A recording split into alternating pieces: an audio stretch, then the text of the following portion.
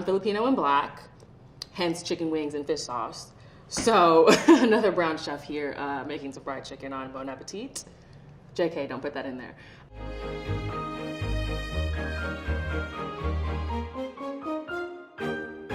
What's up, everybody? My name is Tiana Gee, aka T, and today I'm gonna be making my sticky Patis chicken wings. Okay, so these chicken wings are the perfect texture. They're super crispy and crunchy. They've been marinated in fish sauce, garlic, some bay leaves, peppercorns, and then they're gonna get fried, and then we're gonna toss them in a caramel. But then we're gonna pair them with a calamansi aioli, which is gonna take it to the next level. So let's get started. Alrighty, so first things first, I am going to just make the marinade. I have my peppercorns here. I'm gonna throw them into our fish sauce. And then I'm gonna be adding our water into the fish sauce with the peppercorns. I'm gonna throw the bay leaf in there. And then I'm gonna add some soy sauce into that as well. And then I'm just gonna slice the garlic. I am gonna take like 6 cloves of garlic. I don't think too much garlic is enough garlic. Pop it straight into our soy sauce. This might cause some commotion.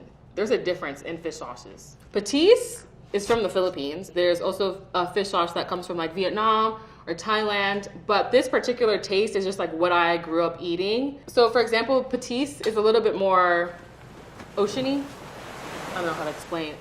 It's just like it smells like very clean. If you're afraid of fish sauce, you're not gang. I can't hang out with you.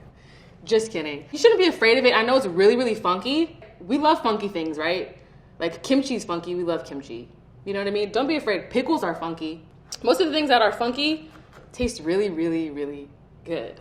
Hopefully these wings will shy you away from being afraid of fish sauce and give you a different outlook on things that smell bad. Now we are going to mix this up and marinate the wings.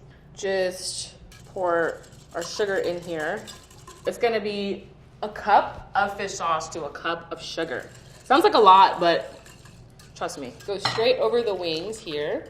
The marinade is in there. I am gonna just not be afraid and get in there with my hands. I'm not gonna play any games. And then I'm going to find some plastic wrap and plastic wrap these. So this is gonna go in the fridge for about 8 hours. We're getting into the aioli now, right? So what is aioli? Actually, aioli is just garlic and oil, essentially. I mean, like in today's day and age, we call aioli mayonnaise, right? It's just like a flavored mayo. And it's gonna have some cilantro oil and some calamansi in there, as well as some garlic, and it's gonna be banging. And then I'm gonna take the cilantro. It looks like a bunch. I'm just gonna shove it in the blender. Stems and all. And then I'm going to take my oil. I'm using a neutral oil. I like to use neutral oil when I make aiolis. We're gonna turn this on, if it works. I didn't check to see if it was plugged in properly. Wait a minute, I got this, guys, watch. We figure things out together sometimes. You just wanna blend it till it looks something like this. And then for the fun part, we are going to break this oil by cooking it with some heat. And I'm gonna show you guys something, okay? This is the coolest thing ever. We're in 2020. We got a freaking magic stovetop. MTV Cribs. While we are here, I'm just gonna go ahead and heat our oil for frying our chicken. I'm trying to eat some chicken wings. We're just gonna heat this oil to 350 degrees. This pan seems to be nice and hot for me. I can hear it, I can feel it, and it's smoking just a little bit. So it needs to be really hot in order for this to work.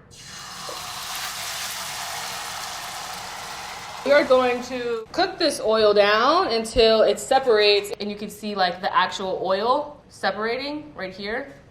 But you want to make sure that's how it looks all the way around. We need to break it because we only want the oil. So what we did was we flavored the oil with the cilantro. We just want to keep the oil for the aioli. I'm going to strain this now into the coffee filter. And as you see, like, you know, that's what I was talking about. Those solid bits from the actual leaf are going to separate from the oil. And then I just want to loosely kind of like move the oil around to kind of help it transfer in there. We're just cooling it down because we don't want to scramble our yolk. So every egg yolk gets a cup of oil in aioli world. You could totally make aioli in a food processor. You can make it in a blender, but I'm just going to do it by hand today. I'm going to separate my egg and then Drop your egg yolk, break that yolk up a little bit. And then I'm going to slowly drizzle in my oil. You want to start off doing it really, really, really, really slow because what you're doing is making an emulsification. Believe it or not, this is healthier than buying store-bought mayonnaise because you know what's going inside of it.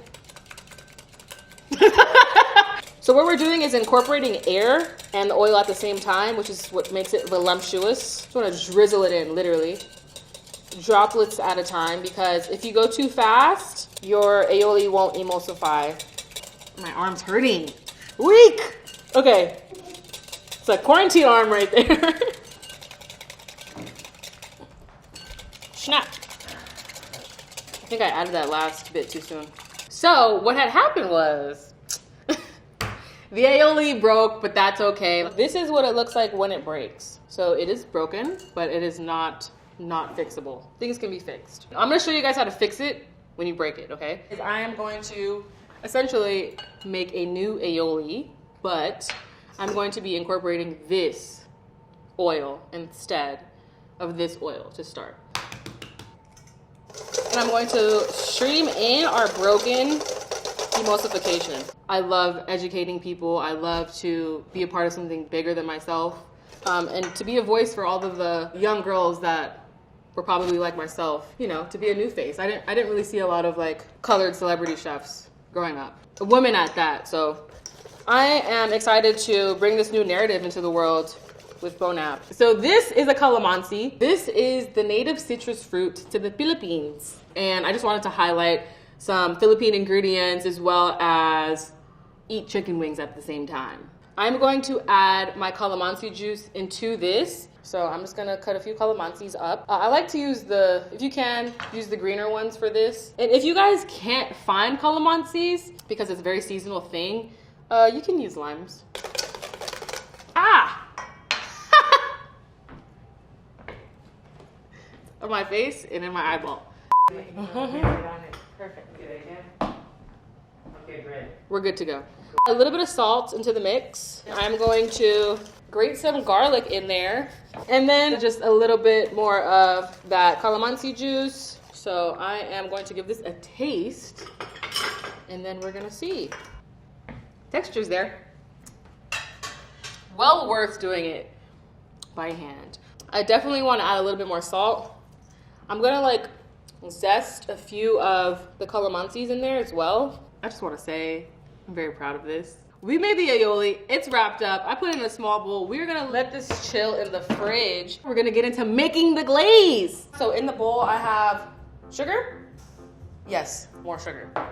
I have some patis. I have some water.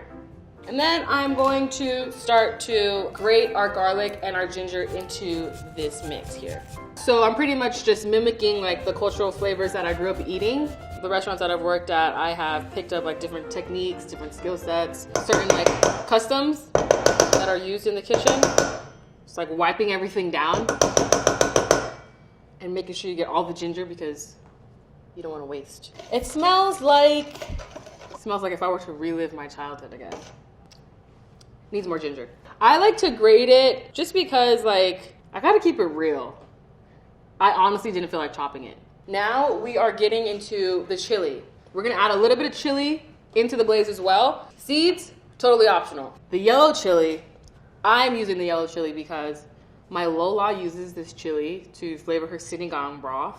A little bit of heat and like that peppery fragrance. And it's not like overly spicy. I'm just gonna take this chili here. I'm just going to slice it. So my knife skills are, I would say, mediocre in the chef game. I wanna give a nod to all the chefs out there with the real skilly willies that have like so precise. It's just like amazing. I am going to dice it up a little bit. Throw in that chili in there, give it a little tossy toss, and then I am going to heat the glaze up. Our oil is right on time, so that's amazing. It's a little bit over, but once we add that chicken in there, the temperature's gonna drop, so no big deal. So into this pot, I'm just gonna add our glaze. And make sure you get all those aromatics, scrape them down. And then we are going to drain the wings and dredge the wings. So we have some tempura mix, we have some cornstarch, we have some rice flour. Okay, what makes a good dredge? For one, I like to use rice flour because it's very light, and we also use a lot of rice flour in like Filipino cooking. Tempura mix has mix of different flours that I like. It gives it a nice crispness, and then cornstarch really like takes it there. Gonna be the crispiest dredge you've ever had in your life. I'm just blending it so it's nicely incorporated. And then I'm going to just take our wings and dredge them into this amazing flour. As I'm doing this, I wanna make sure there's no aromatics stuck on the chicken wing, like the peppercorns, the bay leaves, the garlic. Just wanna make sure it's nice and clean. We're gonna get to frying these, and we're gonna have a wing party in Hollywood Hills. Wing party in Hollywood Hills at T's new crib, pull up. Chicken wings are definitely a party food, but I don't wanna make an excuse to eat a chicken wing. I want to be able to eat a chicken wing whenever. So now that they're all coated like this, I can go in and like give them an extra douse in all of the love. I'm going to rinse my fingers, and we're gonna get into frying some chicken wings. So I'm going straight into the oil with the wings. I don't want to overcrowd, okay? So I'm just gonna go a few at a time. And I'm gonna give a little bit of a toss around so like they're not sticking to each other. I just wanna make sure they have their own room to do their thing and be glorious. I'm gonna give this a taste.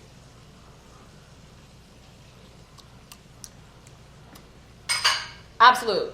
And if you notice, I didn't really use any salt anywhere in here except for the aioli because fish sauce is gonna take it there. We're gonna fry the chicken for about 8 to 10 minutes. If you guys have a thermometer, cook them till 165. So the rice flour is gonna burn faster than regular flour would. So you wanna make sure you're washing this. You wanna make sure your oil is not going above 350. So they're a nice light tan right now. Gotta get a little bit more melanin on them wings. I'm gonna pop them back inside the fryer.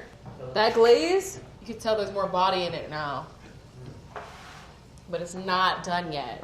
The glaze is off. I'm gonna go ahead and I'm going to pop in our rice wine vinegar. So this rice wine vinegar that I just added into the glaze really just brightened this glaze completely. And then once we finish the wings, with the calamansi juice, it's just gonna take it that way. These wings are looking incredible. This is gonna be glorious. Where'd you get that apron? Oh snap! This apron was handmade by my homeboy Haas from New York. Yeah, I met Haas when I was a sous chef at Red Rooster in Harlem. He does all the aprons and like all the swag for like the servers and the chefs. So I have like a few custom ones, but this one was really tight because it's black and white. I really wanted him to do black and white because he usually only does color, but it's so symbolic that he did that for me. Love that. I'm gonna pull the wings out now. Okay, so the wings are fried. They're crisp to perfection. They got that melanin popping.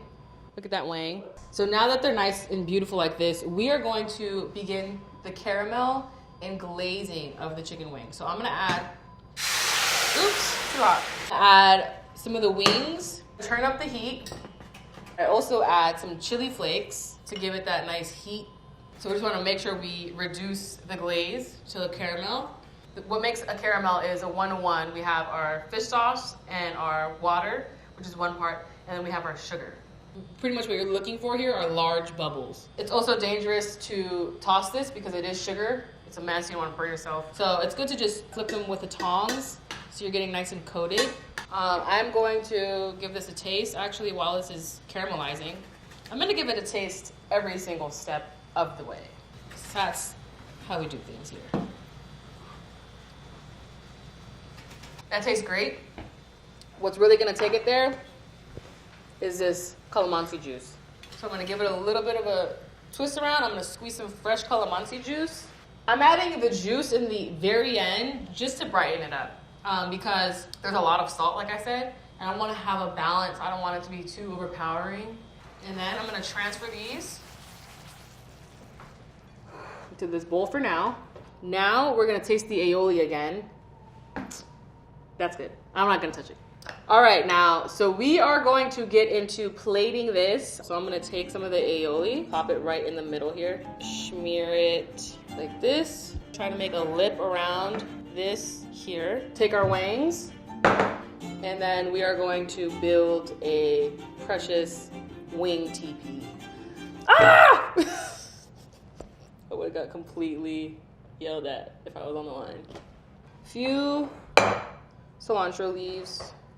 Straight from the water. I'm kind of being a savage. I was working in all these crazy kitchens. And like my chef probably would have passed by and be like, why didn't you drain that? Right? Why didn't you dry that? I knew that I should have dried it. But the savage in me is like,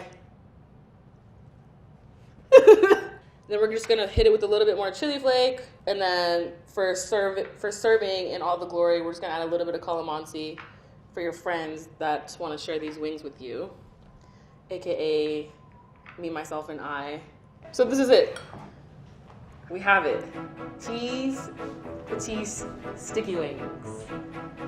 So now that we have these amazing wings plated and ready to go, we're gonna enjoy these on the patio. Hey, that rhymed a little bit. As you can see, the dipping sauce is on the bottom, so I'm gonna start from the bottom. I'm a flats girl, so I'm looking for the flats. I'm gonna just dunk it into that aioli, so we have a nice bite like that. And I'm just gonna go for it. It's nice and sticky. The chicken is cooked perfectly. The saltiness and the sweetness and that spice are like balanced out in harmony. I think without the aioli, it would almost be a little bit too much. The aioli really just sets it off. It gives it that nice creamy, fatty, citrusy blanket. I can't even speak, that's how good these are. First of all, the calamansi aioli is like so killer. You know, we went through our trial and error together, but it really built character for the aioli. It's just so much better. It's like 10 times better than it would have been if I got it right the first time. And that's facts. I mean, I don't want to give that a stereotype. I don't even want to say that. Can we cut that out?